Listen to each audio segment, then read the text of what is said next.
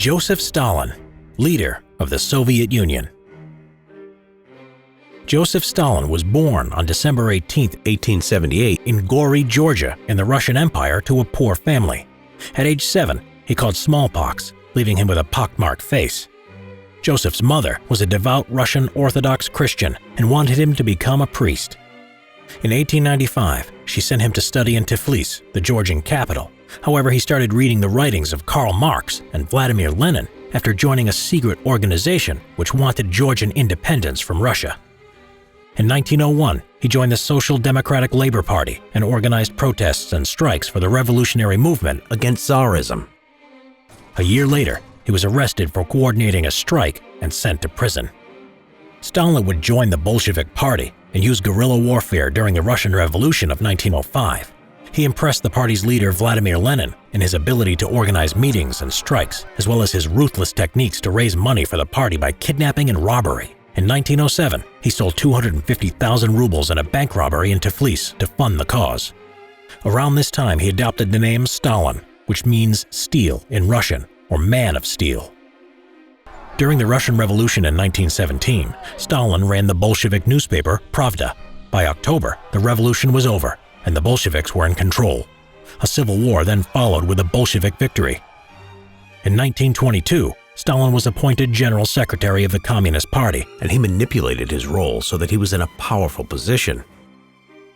Lenin died in 1924, and it was assumed that Leon Trotsky would be the next leader, but Stalin would make sure this wouldn't happen. He had Trotsky and other threats to his future leadership removed from the Central Committee and exiled. Eventually, Stalin was effectively dictator of the Soviet Union. In the late 1920s, Stalin would aim to turn the Soviet Union into a modernized, industrialized country, and he wanted it done rapidly. He developed 3 5-year plans between 1928 and 1938. Coal, oil, steel, and electricity production massively increased, but workers who failed to achieve their ambitious targets for production were executed or sent to the gulags. He also introduced collectivization to increase food production, seizing land originally given to the peasants and reorganizing it into collective farms. Mass famine was caused as a result and millions died, but Stalin saw this as a necessary evil to achieve the ambitions of his 5-year plans and transform the Soviet Union. As Stalin created a cult of personality through culture, he became more paranoid. Everyone had to praise him, and his portrait was everywhere from schools to factories. In 1934, Stalin had party member Sergei Kirov killed because of the threat to his power. Throughout the 30s, Stalin purged Communist Party members, and 81 of the 103 generals and admirals were executed in the Red Army. 20 million citizens in the Soviet Union were sent to the gulags or executed.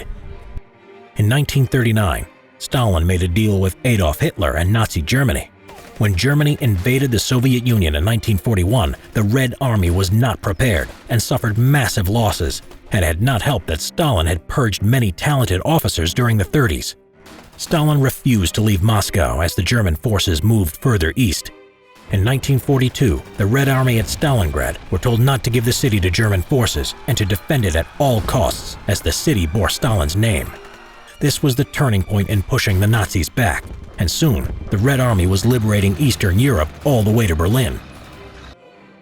The Yalta and Potsdam conferences in 1945 between the Soviet Union, USA, and Britain was tense.